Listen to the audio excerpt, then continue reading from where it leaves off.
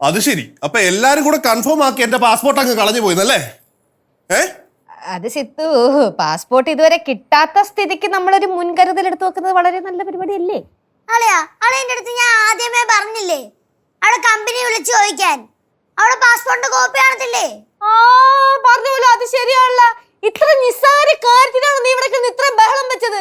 വിളിക്ക്, കമ്പനി വിളിക്ക്, എന്നിട്ട് അവരോട് കോപ്പി അവിടെ നിന്ന് എന്നെ വിളിച്ചിട്ട് എന്റെ പാസ്പോർട്ടിന്റെ കോപ്പി അങ്ങോട്ട് അയച്ചു കൊടുക്കാൻ പറയുമ്പോൾ ഞാൻ എന്റെ പാസ്പോർട്ടിന്റെ കോപ്പി ഇങ്ങോട്ട് അയച്ചു തരാൻ പറഞ്ഞത് എങ്ങനെയാണ്?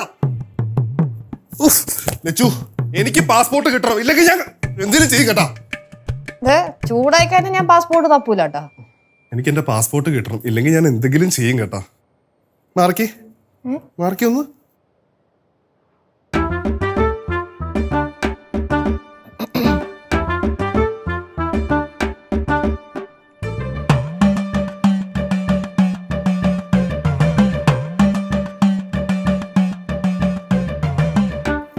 തപ്പ് തപ്പാം.